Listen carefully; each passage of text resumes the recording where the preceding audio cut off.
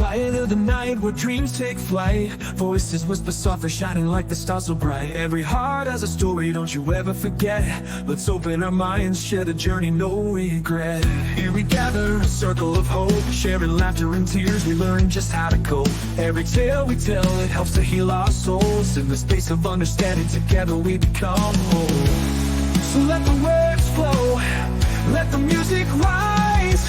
In your head with Shannon, the stories come alive. Every heartbeat echoes where our spirits thrive. From fears to triumphs, we'll paint the skies anew. In this podcast journey, I'm here with you.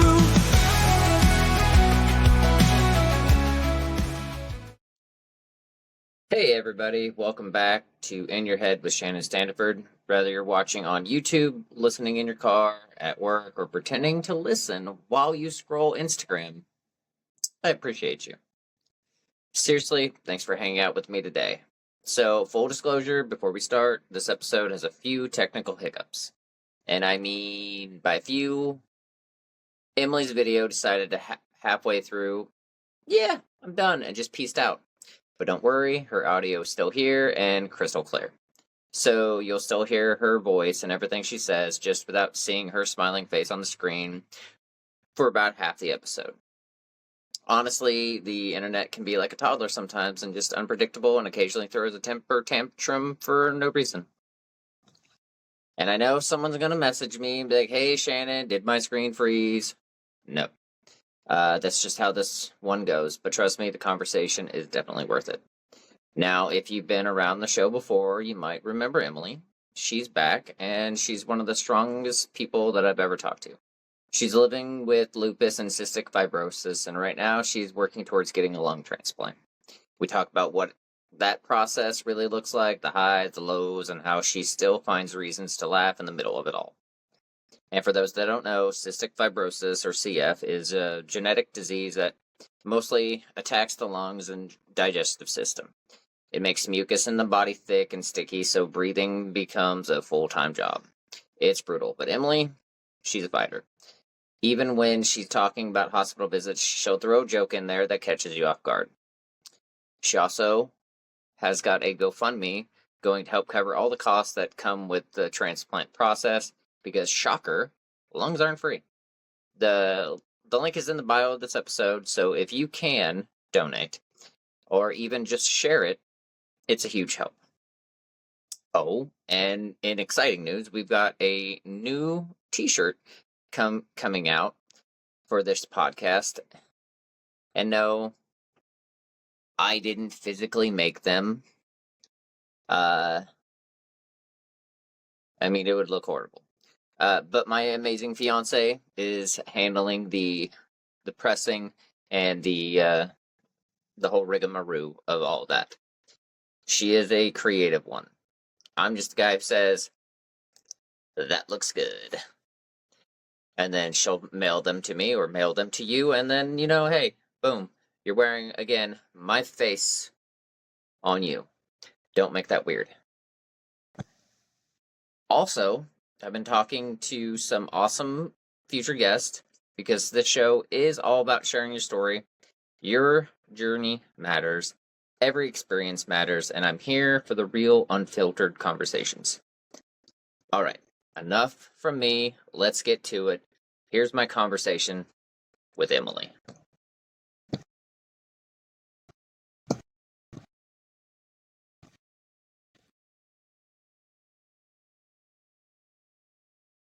Welcome back, and so, as you can see, returning guest, Emily. Emily, how are you, dear? I'm all right, hanging in there for the time being. So, for those that have watched or listened to your previous episode, Emily is someone that has to deal with lupus and cystic fibrosis and the whole slew of other bullshit. So, I'm pretty sure it's been a year since the last time we had you on the show, so catch us up. Probably. Where are you at now? So, I'm definitely in a much different place. I actually just got back a couple weeks ago from Rochester, Minnesota. We went to Mayo um, to be evaluated for transplant, lung transplant, because I got really sick in May, and it was either like I do it now or I don't do it at all. So we went and did that, and it went really well. Um, I was like somewhat approved. I'm not ready to be listed for transplant, but I am doing a couple things, and then once I'm ready to be listed, I should be able to be listed through Mayo, which is crazy, but um, finally have the ball rolling on that, which is nice. Sure. Yes, that is well, it's a relief to, I'm sure, everybody, much less or much more importantly you.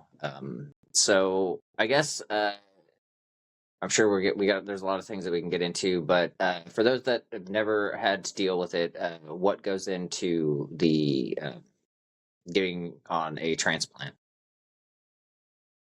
It's very involved for any organ, um, but so I spent 2 weeks at Rochester, um, where it was, every day, Monday through Friday.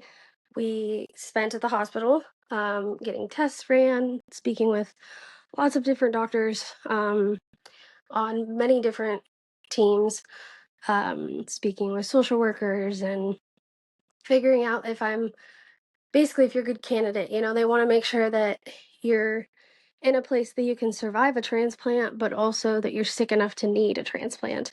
Um, so it was it was a lot, and there were some days that were much harder than others. But it's also a very educational experience. They, of course, tell you everything that you need to know, which is very important when you're going through transplant because there's so many different variables that can happen, and everybody's different. Uh, so it was a lot of there was multiple different kinds of scans, and of course I felt like I was being poked with a needle every 2 hours of every day. It was insane.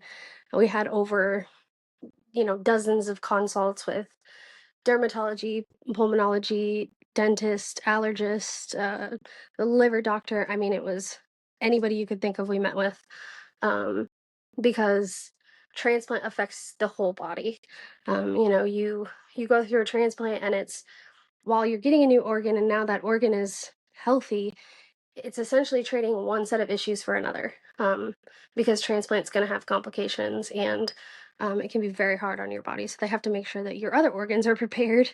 Um, and I actually found out through the process that it most likely I'm going to need double lung and liver because my liver's trying to check out too. So, which is why they do that to make sure that they catch things like that. So that way you're not post transplant and they didn't realize my liver was bad and suddenly my liver's now failing.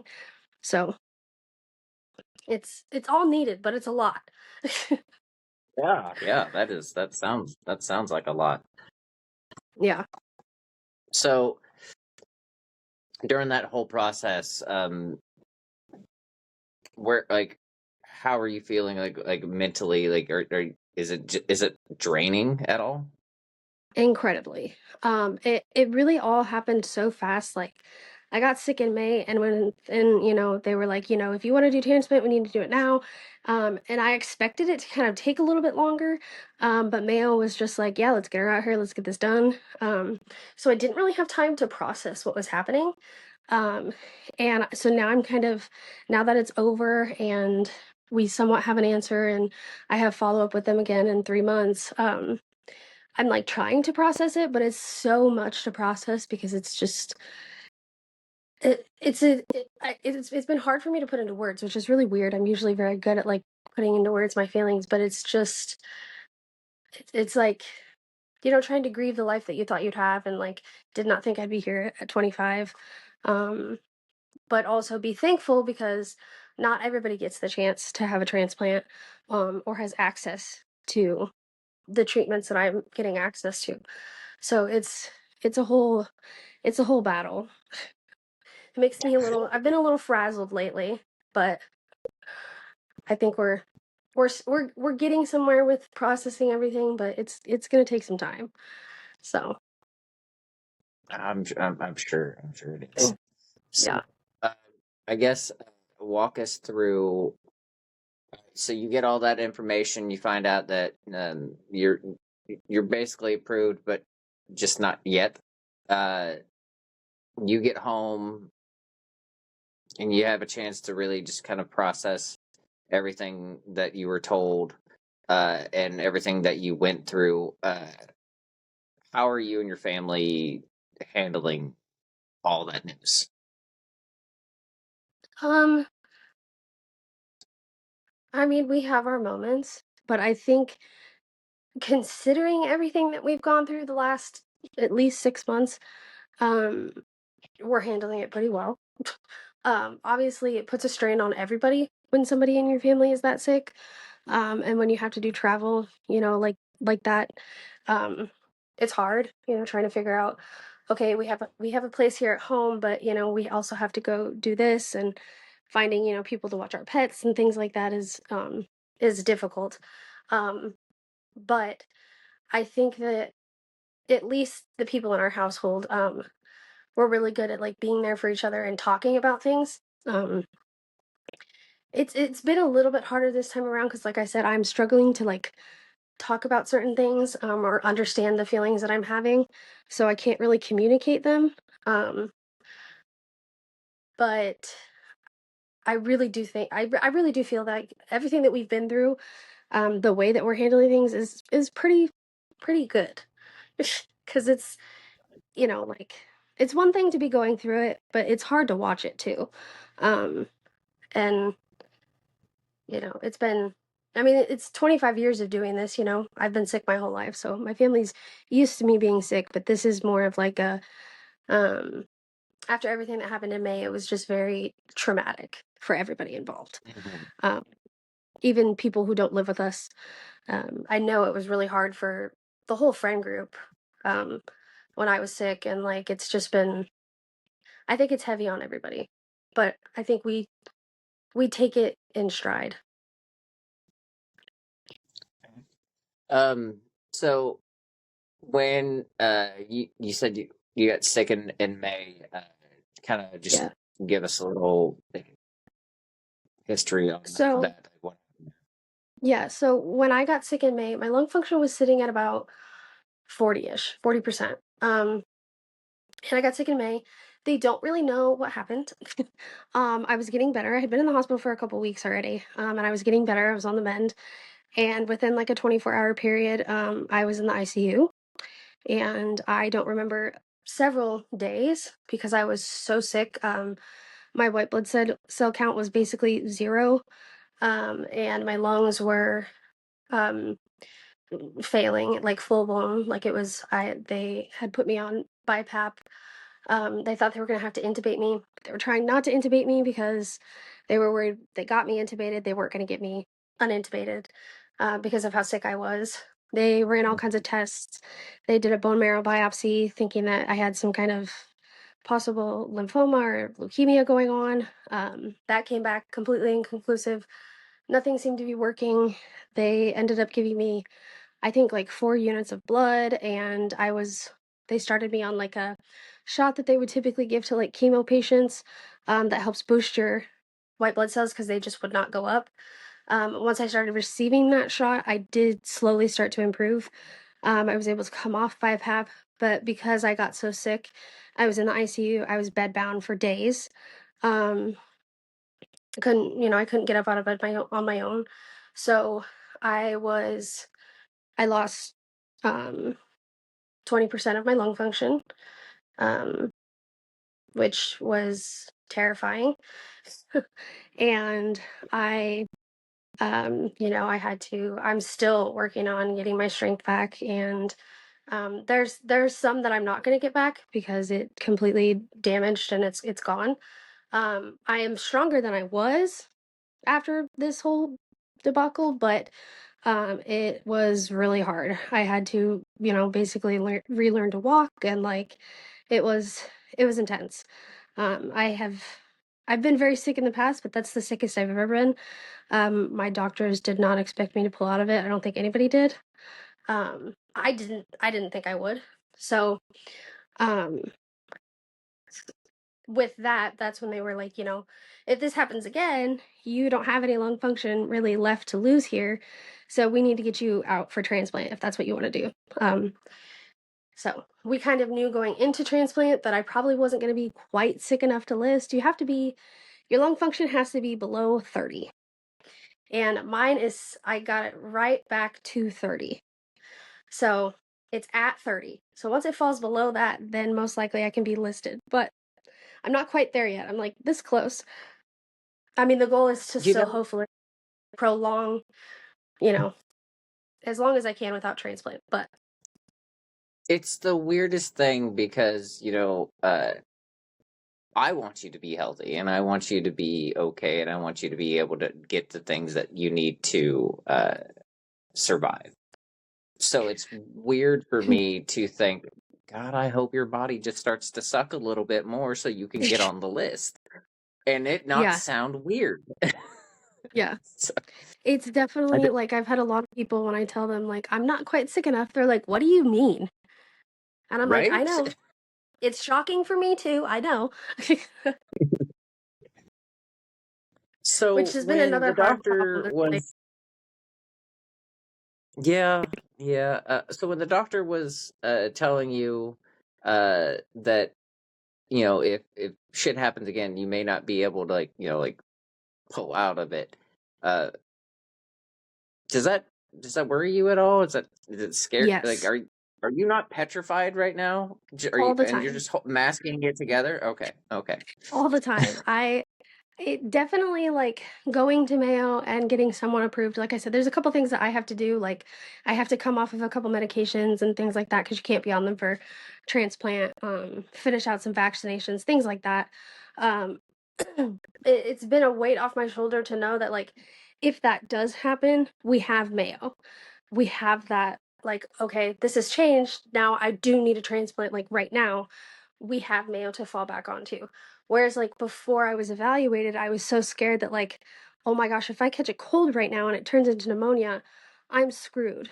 Like the and I haven't been evaluated anywhere, so it would be like a rush to try to get me evaluated and try to get me listed before I get sicker and I get too sick to be listed. So it's a balancing act of like I said, you have to be sick enough to need the transplant because organs don't just, grow on trees, but you have to be healthy enough to survive it.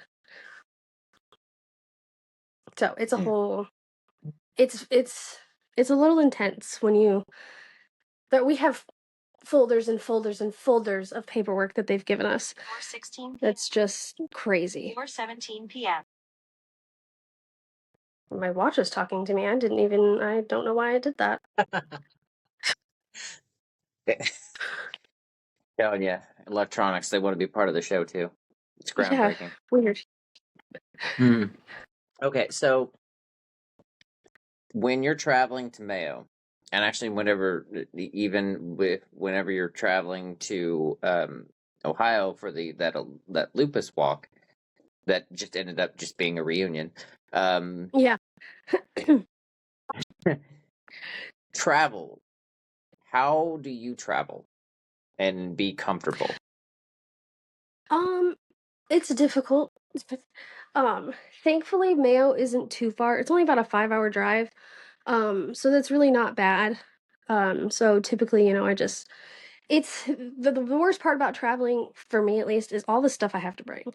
Um, I have to have all my medications and then, I have oxygen concentrators and other medical devices that I have to bring and it's like if I forget something and I'm hours away, you can't really just turn around and come home. So it's um Ohio was a little bit different because that's like a 13-hour car ride. So that was a little tougher.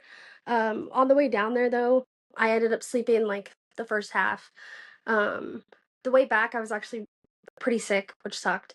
But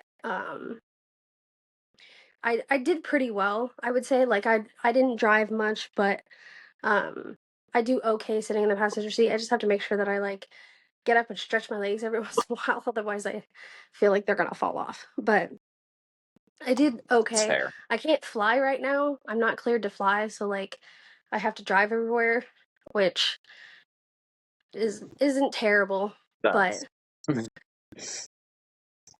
That's debatable. yeah. Okay. So, all right. Well, I know how important the your relationship that you have with Rosie is to you. The last Yes. time she was on, she spoke about how she was so worried about you, and she spoke so openly and raw about you. Were you able to? Did you? Were you able to see that? Um, I d I think I watched it, I do believe I did, um, which forgive me because my brain has, like I said, it's been all over the place, so Yeah, I'm, like, seeing things and not even remembering them, um, that's fair. but I do think I watched it when it first came out. Okay, so I bring this up because she has talked so openly and passionately and vulnerably about what you mean to her. And after the whole thing of losing Maddie, how that somewhat affected her, she was talking about how just the thought, or especially around that time that you were just going through everything, she was so very like worried and stuff like that. I want to kind of give you an opportunity to respond, um, and talk about your relationship with Rosie and how much uh, the way that she feels about you is reciprocated. Yeah, God, I could sit here and talk for hours about it probably. Um, uh, to be 100% honest, she is my go-to person for everything, especially when it comes to all of this, because she understands in a way that most people don't. Um, and it's creepy how alike we are. So she knows what I'm thinking before I even say it, or how I'm feeling about things or how I'm reacting. Um, she she's one of the biggest reasons why I went to Mayo. Um, I know that she would support any decision I make, and if I decided transplant wasn't for me, she would support that decision, even if that meant losing me. Um, but after we did lose Madison, and I was friends with Madison, and I loved Madison. But I was not as close to Madison as Rosie was. Um, and she passed, and then I got sick, only a couple months later. Um, and I don't remember telling her that I was going to the ICU, but apparently I did. I called her and I let her know what was going on. Um, and there was two people I told. I told Rosie and I told Jamie. And when I came out of not knowing what was happening to me for the several days while I was in the ICU, and they were talking about Mayo, because there was at first talk that maybe that I was going to be transferred from where I was to Mayo, but then I started to improve. um, we started talking about it. Of course, questions came up with, is this something you really want to do? And the main two people that, besides, my siblings and my mother, the main two people that I was like, I can't leave them yet, were Rosie and Jamie, especially Rosie. All I could think about was the fact that she had just lost Madison, and I was so scared that if she lost me, she would lose herself. Um, or at least be very, very broken. um, and she, like I said, through all of this, even when she has been struggling this last year, which she's struggled a lot, um, she's always shown up. Um, whew. There's really I have struggled lately to even put into words how grateful I am for her. Um, because like I said, she is the first person that I go to for anything. She's the first person that I told when I heard from Mayo. I she's the first person I told anything to. And she's always it's funny though because she's always been like, I've just had this feeling that like things are gonna work out. It's gonna be fine. So when I told her I was going to Mayo, she told me, she's like, I think it's gonna be great. It's gonna be great. And it was. It was life changing and I had I mean it was somewhat traumatizing, but it's not because the hospital was traumatizing. It's just a traumatizing experience. Um, Oh yeah. you know. Uh so she has since meeting her, she has pushed me to do things that I did not think I was strong enough to do. And not in a bad way. Like she's very good at being pushy, but discreetly. Like Yes. Yes, she is. um just finding exactly the right words to say to kind of make myself realize like no, I can do this. Like why do I keep telling myself I can't do this? Um and so like I and she'd tell you because I tell her all the time about how she saved my life and she'll say no, you saved yourself. Um Oh yeah. but Yeah. she is what helped me see the potential in myself, and the strength in myself. And I there's not a lot there's just no right words to 100% explain what she means to me and how much she has just completely changed my life 180. Like the person I am compared to the person I was a couple years ago is completely different. Um, and I have my Yeah. moments, but I think she's we all have our moments there, Em. yeah. And there's some issues with I didn't have a lot of friends before I met Rosie, and I've somewhat had a slight falling out with my closest friend that I had prior to meeting everybody. And she just kind of fell right into place. That person fell out and she fell right in.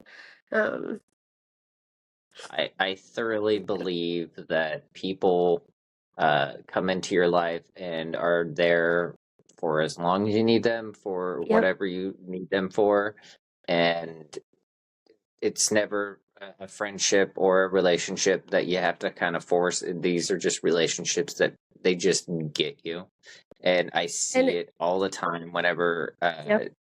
you two are interacting. Um, Out of everyone in our little family thing group, whatever the hell, the cult, whatever the fuck we are. Yeah.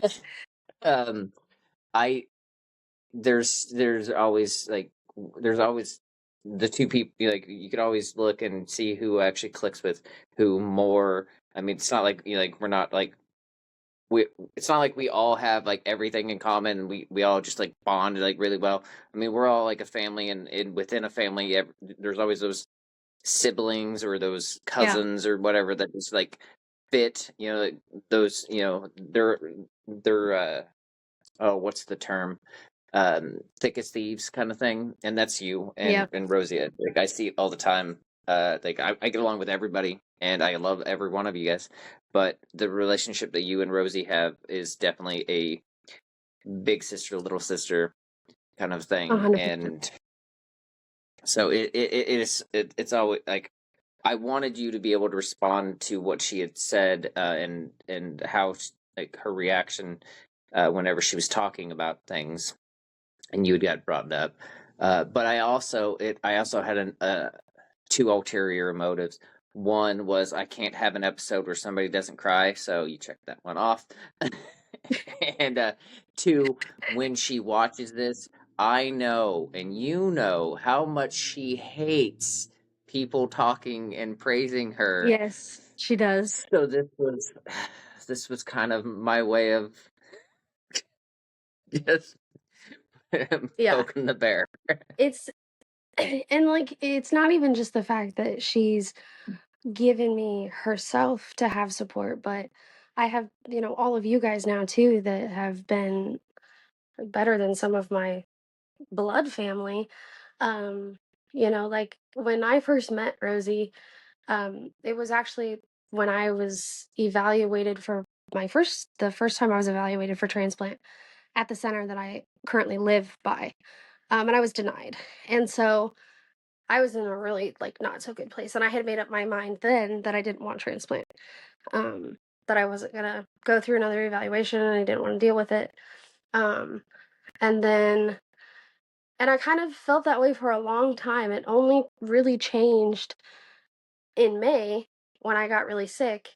And I think a lot of that was because, like I said, nobody thought I was going to pull out of it. I didn't think I was going to pull out of it.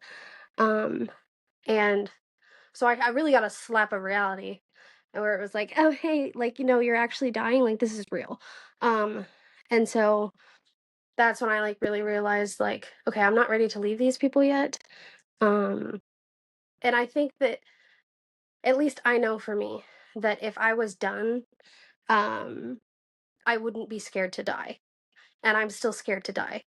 So that's when I was kind of like, this I still want to be here. So transplant has to happen. Um and I think that everybody in the whole family is why. Cuz I also have FOMO and I was like I can't miss out, like so Okay, so we've talked so far. We've talked about a lot of heavy things, and we've talked about emotional things. But let's bring some lightheartedness into it. So during this entire journey and all the stuff that you've been going through, has there been any weird, just fun things that you've learned or at least been able to do? I mean Ohio was great. We didn't get to do the lupus walk cuz it got postponed, but Ohio was awesome. Um the Even just the slight little elevation change in Ohio was a little rough for me. And the week that I was there, it was so hot. It was so hot. Um, but it's always such a good time when we all get together and get to see each other. And there's a lot of laughing and stupidity. So that was great. It's And I just got to do that like literally the week before my evaluation. So I went to Ohio and then I came back and I was home for 3 days and then I went to Mayo. So it was kind of nice to like just be myself for a week and have fun. And then like they kind of sent me off to Mayoya, like it's like, okay, bye, you can do this. It made for an emotional goodbye. I mean, it's always emotional when I say goodbye to them, but it was a little extra emotional because I knew what I was headed into. But um, and that was great. And then the 2 weeks that we were up in Rochester, we had the weekend in between the 2 weeks. So we actually went up to Mall of America and which was a cool experience. I don't think I'll ever go back. It was a lot of people and I was like, "Oh my gosh, this is insane." Um and then we went to IKEA the next day, which Rosie has given me so much crap for this because IKEA was on my bucket list. I don't I told her I was like I don't know. I When I was younger, we went on a family vacation and we went to like the Nebraska Furniture Mart that's in Kansas City. And this place is huge. Mhm. And for some reason I've always been fascinated with like the showrooms, the rooms that are Oh like yeah, yeah. fake. I always thought they were cool. And so I'm like, that's just what I imagine IKEA being like, is just a bunch of these like showrooms or whatever. And I was like, I just want to go. Plus I've heard they had really good Swedish meatballs and I'm like, I want to try them. So when I told her that that was on my bucket list and we were going to do that, she made fun of me and she was like, "You have IKEA on your bucket list?" I'm like, "Yeah. What's wrong with that? I want to try the meatballs." So so we went to IKEA, which it was underwhelming. I was like, "Oh, this is not really what I was expecting." The food was great. We did eat at the food court and it was great, um but I got to check it off. So Okay, all and right. there's So lots of yeah. speaking of the bucket list, your list, not the actual movie. Um, what are some of the things that are on your bucket list? Because like I know with your GoFundMe, which we will come back to, um, there was there in the description it was like, in case shit goes, doesn't go your way, she Yeah. has a bucket list. what's on your bucket list other than I going to haven't IKEA? I haven't actually sat down and like made the list quite yet, but most of it is travel. I have been like nowhere. So I've been to like Alabama and New Mexico. That's about it. Which great places. But I really would like to go to Oregon. That's like at the top of the list. Um, Hawaii is a big one. One of the things we were actually looking at as a family is staying in a tree house, which I thought would be really cool. They have these like really fancy like tree houses in all different states that you can like kind of like an Airbnb type thing, but it's literally up in a tree. And I'm like, I just feel like that'd be such a cool experience. Um, and then as many beaches as I can visit. I love the ocean. So, and then just honestly, like, just to be able to like go and just do stuff. Not be trapped in my house and or just leaving the house to go to doctor's appointments.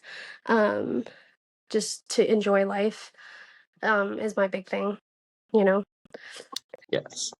That is kind of the important thing whenever you're alive is to be able to enjoy it and not be able to just be Yeah.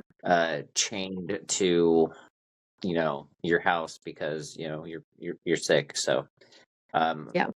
hopefully, I'm with Rosie on this. I'm fairly confident in the fact that you'll get to the point where after the lung transplant, when it happens, if it's needed, I don't want you to have to go through a very important, scary procedure for if it's not needed, but if it's needed and you Yeah. get it and blah blah blah, uh, you know, traveling afterwards, I would hopefully be a lot easier, and you can still Yes. do, Yeah. and still be able to do things, and to where you're not just like this might figuratively kill me. Wait, Yeah. hopefully not And literally. I mean, I the fact that you survived the trip with Aaron, says everything about you. I mean, I barely survived, but I did survive. Barely still surviving, I guess. That's my motto. Barely surviving. Fine. It's all fine. Yes. Uh, okay, so let's talk about the GoFundMe. So your initial um target was 25 or So 25,000? it was the same target, but the way that like GoFundMe was first set up when we went in there was like it does it in increments. So like once you reach a certain amount, then your goal goes back up. But my mom went ahead and changed it to just like our full goal. And we kind of waited to do that because we wanted to wait until after we spoke to like insurance and Mayo and we knew more of like exactly what the costs would be. Um so now it's like the full amount that we're really looking for at the least. So, but we weren't quite sure exactly how much until we spoke to them. But it looks better on us if we have some funding up front, to show that like, hey, we're serious about this. We're not just, you know, horsing around. I mean, who really at that particular point, and if you're talking to Mayo, at what point do they think like, yeah, this person's not serious about it? I mean, Yeah. because if you're talking to them, I feel like it should be like, okay, well, this person's Well, serious. Let's see if they can, yeah. you know. It's also like the sad thing about transplant is that like, if our finances were an issue, if we went to this evaluation and they didn't think that we would be able to support ourselves during and post transplant and things like that, we would not be accepted. Because Mm.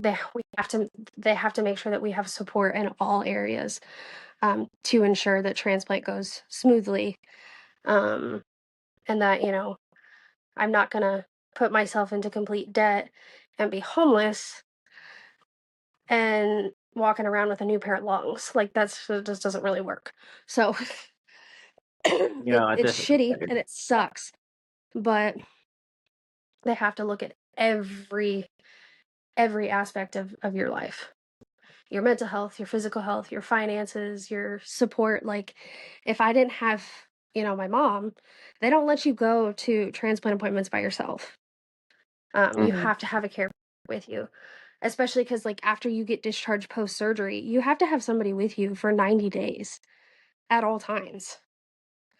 Um, so they very much have to look at literally every little aspect of your life. It's crazy. Oh wow, yeah, that sounds crazy. Yeah, So, yeah. um,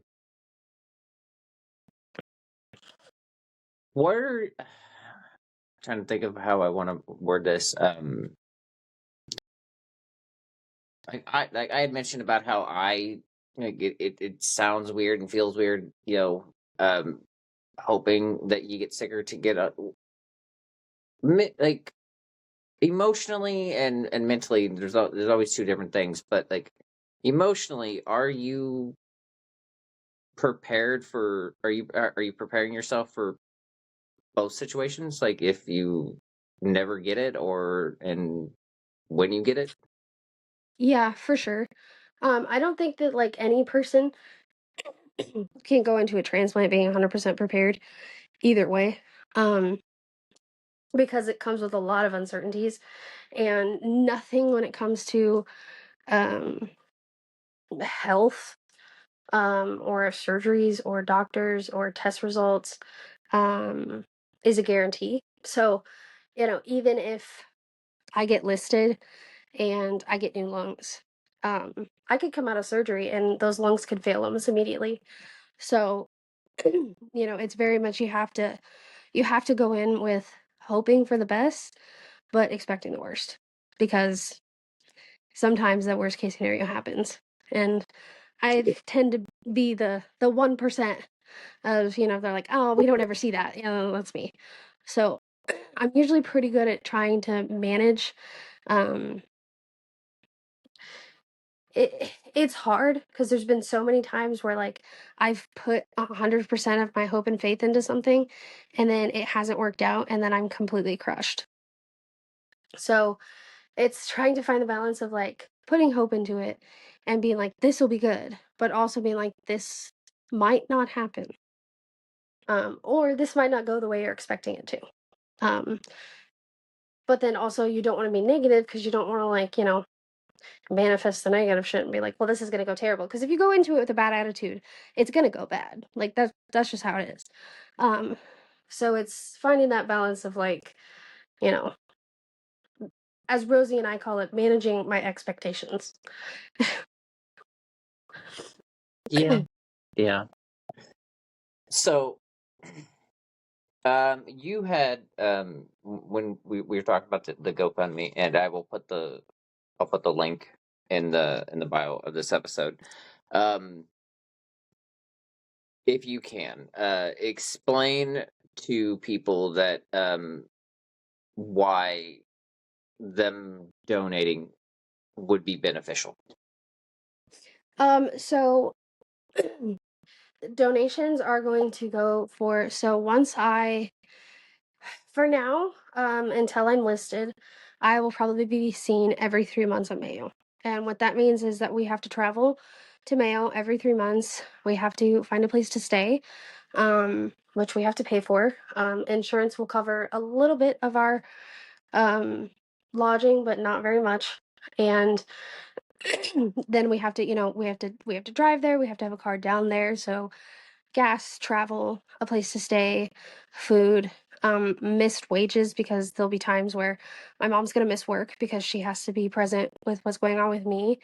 But then we also have to maintain our home here.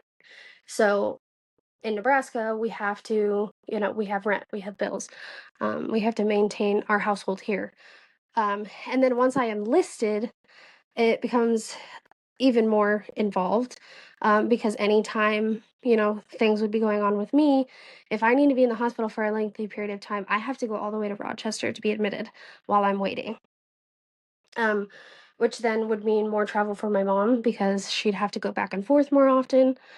um, she's actually looking into maybe getting another car, so there's that. And then again, she still has to maintain everything here. And once I'm post transplant. We have to stay in Rochester for 90 days post transplant at the least. So that means several months of a place to live.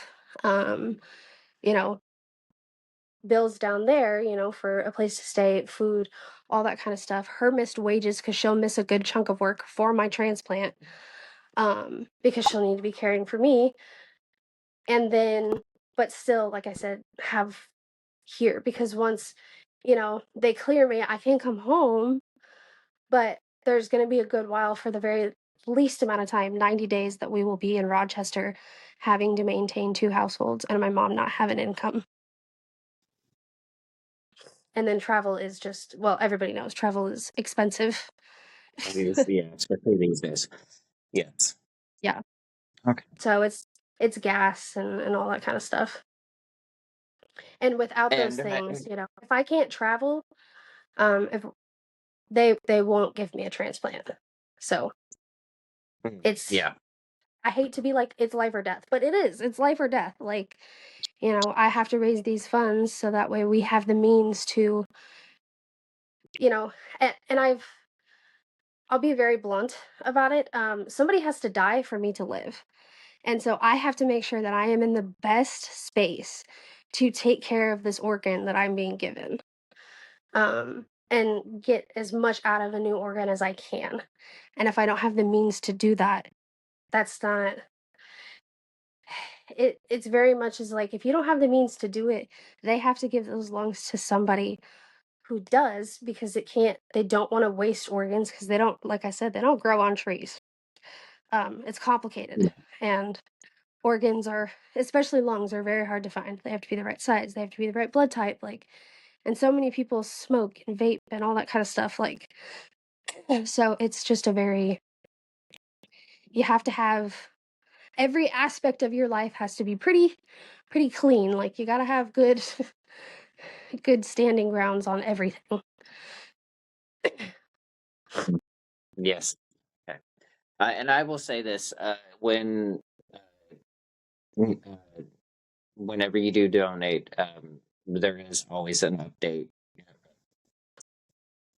about where Yes. where the GoFundMe's at, where Emily's at. So you are updated. And Yeah, I we like to think that try. if you're in, if you yeah, if you're donating to a cause, you're basically investing yourself into that cause, that person.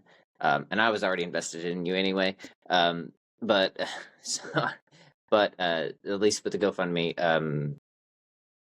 there's always an update about where she's at and Yeah, we what's try to going on. update. We try to update once, we don't we can't do it a lot because we don't always have new things to share. But once we have more answers and we know what's going on, and we do plan on doing an in-person fundraiser. I'm thinking maybe October. Um, so that'll be on there once we have that planned out and everything. Um, so we try to update as much as we can, just like, you know, my mom, I think just a couple days ago updated everything. So Yes, she did. I got that. yep. I got that email. So Yeah. okay, so let's see here. Was me and you had talked about you coming on the show, so we can kind of talk about like your experience, what's going on, the process you've had to go through. Before we before we go into any kind of finishing up, is there anything else that you would like to bring up? I don't think so. Okay. All right. So cool. So now we are going to go into a since we don't have an audience because I kind of wanted I didn't want to bring anybody in for the audience because sometimes it gets a little distracting uh, by comments and questions and stuff like that. So what I'm going to do instead of having the audience ask questions, I'm just going to ask you some random questions. And since you are in the whole life or death situation here, uh, we're going to do some rapid fire kind of bucket list kind of things. Okay. All right, ready? Beach Yep, or mountains? beach, 100%. Uh, small small cafe or restaurant? Big name restaurant. Mall cafe, Coffee or tea? coffee. Dirty bean water. How do you take your coffee? Um, Sweet, very sweet. Most people would say, yeah, she likes a little coffee with her sugar. um, I take it. Have you ever been to Waffle House? I have not. Have you ever been to IHOP? Yes. Okay, all right. So instead of your Waffle House order, what is your IHOP order? Usually I am very, very basic. So I'm usually like a chocolate chip pancake with some eggs and bacon. How do you eat your eggs? It depends. Either scrambled with cheese on them, and I usually dip them in ketchup. I know people think that's weird. N- No, Or I actually, eat I them used to do that too. over easy. Okay, crunchy or chewy bacon? Crunchy. No chewy bacon. Blah. Emily. We were getting along so well. Okay, chicken or steak? Ugh. I love steak, but I usually go for chicken because it's better with my stomach. So, Mm. yeah. Well, that brings up like with everything that's going on, uh, how is your appetite? Um, Sometimes it's great, sometimes not so much. It just really depends. The nice thing is like I don't have to stress about like if I'm not eating. I have 24-hour tube feeds that go all the time. So, it's nice I kind of don't have to like stress myself out if I don't have a good appetite. It's helpful. All right. I mean, I don't recommend having a feeding tube, but I mean, it's really never been on my bucket list, but we all it, have weird things on our bucket list. So, okay, if you were absolutely, nobody's ever really absolutely 100% healthy, but let's just be optimistic here. If you were 85% healthy, where's the first place you want to go? um oh, that's hard. Probably Hawaii. Because I can't really fly to Hawaii right now. Like I'm not really in a You place to do know, so. So, yeah, and car travel to Hawaii is so difficult these days. that's what I've heard. Yeah, yeah. Plus, there's a whole like tsunamis and hurricanes and shit like that are going on there. So okay, That's true. They did just have one. yeah, yeah. Okay, okay. You have to be stuck in a room with three of the BBS members, and because you said how close you are to Jamie and Rosie, they can't be they can't be a part of you can't be with you in Oh this Lord. room. Who are you choosing? Oh God. Um. Okay, nobody can take offense to this because listen. uh. Oh Lord, that's hard. I know. I asked the hard hitting questions. It honestly, I feel like it would probably be Missy, Kimmy, and Nick. And listen, I love Aaron, but I can't be trapped in a room with him for that long because I might strangle him to death.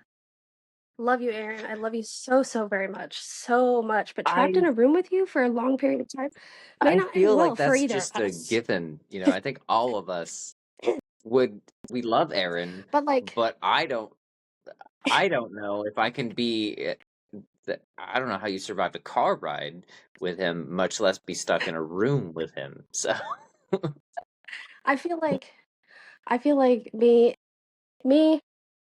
Nick, Kimmy, and Missy would just sit there and fart the entire time and laugh. So, you know. Sweetheart, like if all three of you are just like ripping ass, y'all are gonna die from like methane poisoning or something. Probably. But we're gonna go out, you know, we'll go out laughing. It'll be great.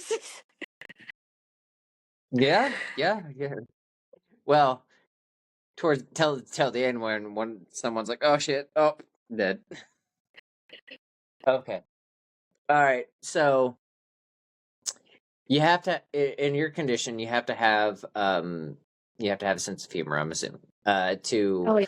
kind of just get through life. So dark humor, just inappropriate humor. All right. What do you want on your tombstone?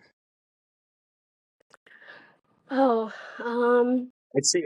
I know, like, while you're thinking about it, I know that everyone, you know, like, after you pass, you don't really get a choice in the matter. There's always somebody, like, in your family that just like, oh no, we can't have that, you know, and they go with the traditional stuff. You have the pen, you pay for it, and you tell the person that does the tombstones, this is what I want. Do not let anybody change it. And I know, like, I've seen your sense of humor. I've heard your sense of humor, Em. Emily gets dark and weird, so I definitely feel like it would probably have to do with something. It would have to be about something about like not I never learned how to breathe, you know, like something with breathing. It would be very dark, I'm sure. Um, maybe I'll just put tell well me how to breathe, no air. I mean that definitely has like years, decades from now, Maybe I'll whenever just you say there's no pass, oxygen on this side either, guys. I'm just saying, like, we're definitely have to play the, you know, the no air song um at at your funeral I decades from now. yeah, I think actually there was one time I came into the live and everybody was making I wasn't even in there, okay? And they were making a playlist of songs about breathing for me. So we'll just play that playlist. It'll be great. There we go. And people walk There in you go. like, "Oh my gosh, this music is terrible." I'll be laughing. It's first of all, if there's people that are like offended by like what's going on, and I've often said that whenever I pass, I want like the most like depending on like how I die, I want theme related everything. Like I'm talking decorations, I'm talking I like literally speeches. we had this conversation actually the other day in a live. And I told everybody, I said, listen, if I die and you guys come to my funeral, okay, when you're going up to the casket, you know, to like see the person or whatever, I was like, you got to be spaced out, okay? And put like a roll of tape or something in your pocket. And each of you that goes up to my casket, I want you to rearrange my face. So like it's one of you and then a couple people and then somebody else. So then every time somebody comes up, my face is like in a different position. I was like, I need you to do that for me. Yeah. Oh my God, that'd be it's gonna be so great. Someone's definitely getting arrested for for Right? for messing with a corpse. We're gonna need that in writing. And my Yeah, it God, was a whole conversation we had. oh Everybody had different you. requests. It was great. Okay, all right. So we're getting close to an hour. You know, like the last time I had you on, we talked about the like, what do you appreciate the most about life? I'm assuming nothing's really changed on that. But so now I'm just gonna ask you, what are we know that like what you appreciate. What three things in your life do you just absolutely like require? Um, I would say my my BBS family, um, my cats, Um, and my own toilet, okay? And I know that sounds crazy, but listen, trying to live in another place for 2 weeks and not have your own, like, not have your home bathroom, the toilet that you're comfortable on. You start to appreciate the really weird things, and my toilet was one of them. You know, out of all the times I've asked similar questions to what do you appreciate the most about life, or what are the three things that you require the most, I don't think that has ever been said. So we're I'm breaking telling new you, ground here. yeah, when you're chronically ill and you spend time in hospitals and like, oh man, hospitals are the worst. You Is it appreciate the always just the weirdest same thing. hospital? Is it the same hospital that you Pretty go to, much. or do you go to different ones? Okay. Do they know So you by Mayo's now, like by one, name? not quite at Mayo. UNMC or the one here, yeah, they know me. Yeah, I'm like a regular. Oh, do you, do do you have a favorite nurse? I have multiple favorite nurses. Yes, I actually have nurses who used to work at the hospital who no longer work there that I still talk to. Oh, well, that's sweet. Yeah, some of them are really, really great. I've had some pretty questionable nurses, but I've had some really amazing ones. All right. Last question, and then I'll let you go because I know you talking a lot can, really wear you down a little bit. So Yeah, I'll a try to little keep bit. it. And I do appreciate it. Of course. But so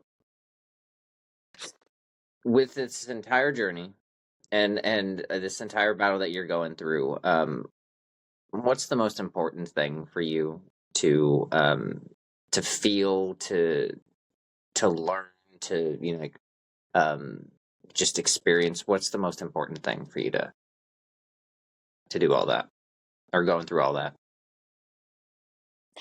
I think just any joy. Um, for there's been so many times where the joy has been sucked out of me, from everything and from being sick and being alone. Um, and that's one thing that I am so grateful for over these last couple years, starting TikTok and meeting everybody, and I have found so much more joy in life, um, than what I had before. And that to me is like the biggest thing. Even if it's small stupid things like, just sitting on live with everybody, and even if I'm not talking and I'm just listening, like every tiny little joy is is all I need. It's enough to finding your people. It really it does something to the soul. I definitely agree. And I know this is kind of a Midwest goodbye kind of thing because I just literally just thought of this. You've been very vocal. You've been very much an advocate for not just lupus but for CF. And yet there's still a lot of people online who literally have nothing nothing good going on in their life for them to consist like to make comments and stuff like that. Especially, I've noticed that the last couple days on TikTok. Um, what do you like? What do you say to people that don't understand the importance of advocating for chronically ill people and circumstances? I say that you're fucking blessed. You are blessed and you are ignorant. The fact that you, and I don't necessarily mean ignorant in a bad way. The fact that you get to be ignorant and you don't have to know the importance of spreading awareness for these chronic, terrible conditions, you're lucky. Um, because clearly you've never seen it. You've never dealt with it yourself. You've never watched somebody else go through it. Um, so you're lucky. And you should feel how lucky you are. But you also should understand that there are people who deal with it every single day, and that this is their life, and they don't get to wake up and ignore the issue. You do. You get to wake up and you get to go on with your life, and you never have to learn a single thing about CF or a single thing about lupus or about lung transplant or anything, because it doesn't relate to you. It doesn't matter. But there's people who live it every single day, and it kills them. And to think that it's not important is crazy, because you you know, I just that's the first thing that comes to mind, is that wow, you're so lucky. You're so lucky that you don't have to worry about that. Yeah, And also, if you don't like it, you I don't have to follow agree. me. Whatever. I just, it's, to me, it's absolutely disgusting. There's so many things that you can do with the power of the internet, and Mhm. to make comments, and to honestly just be so Well, and it's blissfully stupid a lot of about, people will be like, how you "Oh, say things. you just want attention." You get to share your life. You're not sick, and you share your life on social media. The only difference is that my life looks different. Like, I'm still sharing what I go through on a daily basis. Like, it's just not what you live. Oh yeah, It's yeah. People say it's, pretty wild things. you know, I'm like, I okay, get, whatever. yeah, yeah. People get a little too big for their britches whenever there's nothing but a keyboard and a screen Mhm. between them. So They really do crazy. yeah. So all right, I will let you go. But I first of all, okay. So I don't publicly say this a lot. Whenever stuff was going on with you when you were in the hospital and all this stuff, I was, like, I was out busy doing like my own life, and then whenever I would check in with everybody, I found out about what was going on with you. I don't say this a lot, and uh, I'm not an emotional person, but I will say there was quite a few times, especially whenever Rosie was talking about you, that whenever I was rewatching the episode, because whenever I'm engaged in the episode, I have to focus on questions and Mhm. stuff like that. So whenever I was rewatching it, um, I I got a little emotional, and I just want you to know, um, how amazing that you are to me, because I don't think that I could do any of the stuff that you're doing now, or go through any of the stuff that you are now. You have more inner strength and willing to survive than I think I do, and I walk around with a death wish all the time. So, It'd be huge. I um, think a lot of people, because a lot of people say that, I think a lot of people don't realize how strong they can be until they're forced into it. Um, so, I mean, don't get me wrong, like, the shit I go through is crazy. And it's hard, and there's days where I'm like, I cannot do this. But, um, you know, I get that a lot. A lot of people think that I'm like super crazy and super strong, and I go through a lot, and I do. Um, but I it's don't think crazy what you can really get through when you're kind of it's your only forced to. choice. Yeah, Yeah, like either you do it or you don't. So, whenever you're yeah, whenever your back's against the wall, there's, yep. it's literally do or die. um well, whenever I say that, I mean, what I mean the most is, like, when we first had our conversation on here, we talked about how, like, the things that are constantly said to you, and blah blah blah. And Mhm. whenever I say that you're much stronger than I am, I mean, in any aspect of, it's not just like the emotionality and stuff like that. Is, I don't know if I could go go off, like, live a day in your shoes, and survive. So I don't, like, it to me, that shows just how I know how used to it you are, but Yeah. for like somebody that has never had to live that life, I don't. I would like to think that maybe I could do it. Maybe not as much as Grace and stuff like that because I'm a man and we get a man cold and we whine and shit like that. So like if I'm you for a day, I'm gonna be the biggest whiny little bitch in the world. Yeah. So in summation here, I just want you to know, I I pray for you as much as I can. I wish you every bit of healing and all that stuff. But putting that aside, I just want you to know, as a little sister, I'm very blessed. Thank you. Uh, it, and the fact of the matter is, like, we live like 2 hours apart. I've yet to come up there because life is stupid. Uh, Yeah, I feel bad. so I I want you to know I have every intention of making it up there as much as quick as I can because not only do you live like 2 hours away, I also have like a niece and a couple nephews that like aren't that far away from you, so like I can knock two birds one stone. So, but again, you know, I don't get emotional a lot, but just listening and watching what you were going through a couple months ago, I will say this, and I don't hide it. Whenever I do get emotional, I do admit it. I got super emotional. There was a lot of times that like I had legit tears. I couldn't go into lives like be on screen because like there were some times that like I hate this.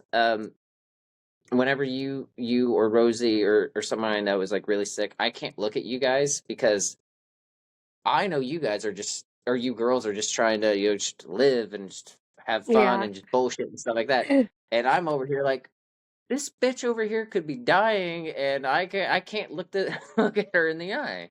So I just want you to know that like as like even though I'm in and out a lot, you really do mean a lot to me, and like I wouldn't Oh, want you. I wouldn't ask you to come on the show multiple times to help promote or the GoFundMe, and to try to to showcase and advocate for all those that are out there that are living a life that is similar to yours.